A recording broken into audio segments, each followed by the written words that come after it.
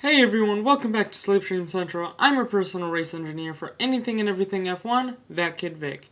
And today, I'm going to be going over all the recent news and updates in the world of Formula 1. Let's get started.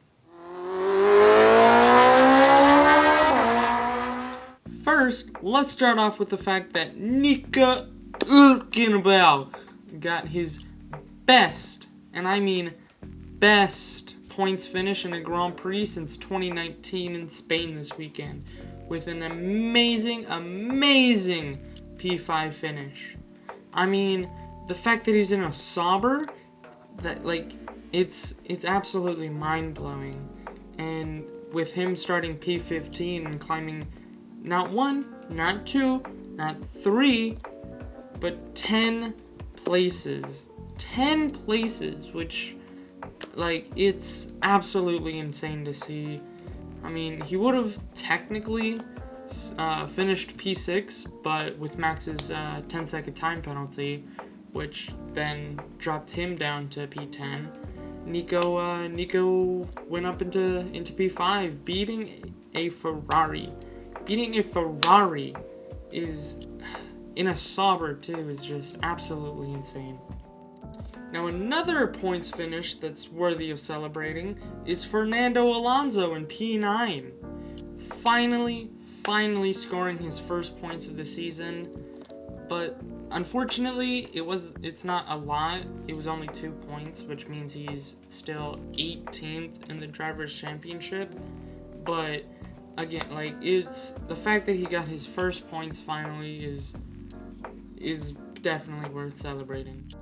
Now, we're going to go over how Ferrari have jumped both Mercedes and Red Bull in the Constructors' Championship with their double points finish in Spain this weekend.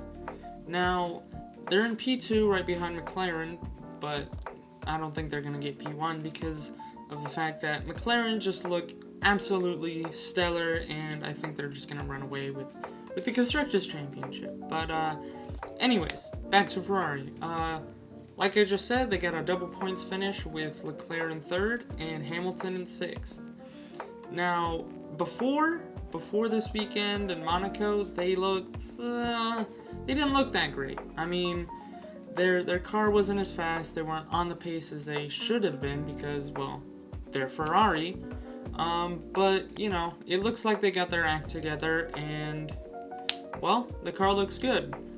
However, Hamilton's still struggling a little bit. I mean, he was on an interview and he said he, quote, learned nothing from this triple header that just finished. And I mean, I get it a little bit. I mean, he was in the Mercedes for 12 years, so it makes a little sense as to why he's not fully comfortable yet. But again, I think with the expertise and the experience he has in Formula 1, he should just be able to get comfortable.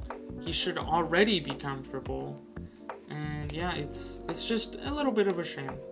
Now, like I was talking about earlier, McLaren, they finished 1-2 this weekend, and again, like I said earlier, they look like they're just going to run away with the championship. I mean, out of the 9 races we've had, McLaren have won 7, and in those 7, Piastri has won 5, which, to me, looks like he's the number 1 driver. Don't get me wrong, Lando has been scoring great points for the team. He's gotten 2 wins, and he's gotten points pretty much every race, with a lot, and I mean a lot of podiums. Pretty much every single race this year, he's gotten a podium. Except for a few, but obviously you can't be super perfect like that. But yeah, McLaren won 2, and they're gonna run away with the championship. Now for the news that we all came here for: the contact between Max Verstappen and George Russell. Now, on lap 56 of 66, George Russell's teammate Kimi Antonelli suffered, an engine failure, which beached him on the gravel of turn 10. Now, if I were the stewards, I would have just thrown out a yellow flag, maybe a virtual safety car, but the stewards decided, hey, let's throw out a full safety car. So that's what they did. And in turn, Red Bull said, let's pit Max Verstappen, even though we only have a hard tire. I would have kept him out. I would have just let him be on that soft tire. I mean, he would have been in first with the McLarens ahead of him, both pitting. And it's just, they pitted him for hards, and, with hards being hards, they didn't warm up enough. And on the final corner of, the safety car lap, Max had a very kick of oversteer. I mean, it was pretty bad. Not super bad, but it was pretty bad. Which in turn left him vulnerable to Leclerc, which Leclerc took advantage of. I mean, overtook him on the straight, and then George Russell was behind him. Now, into corner one, George Russell decided, hey, let's dive bomb Verstappen. That'll be a great idea.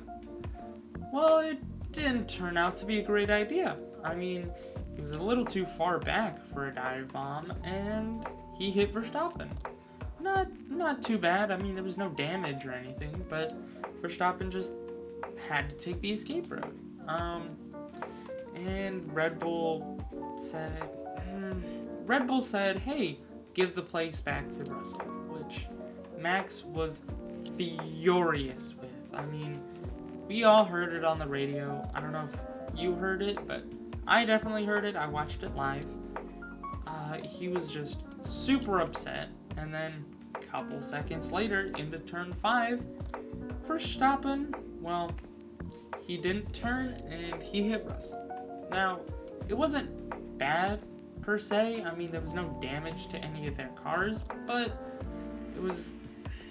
you could tell it was intentional. It was deliberate. He was obviously frustrated, so the stewards looked at that and said, 10-second time penalty.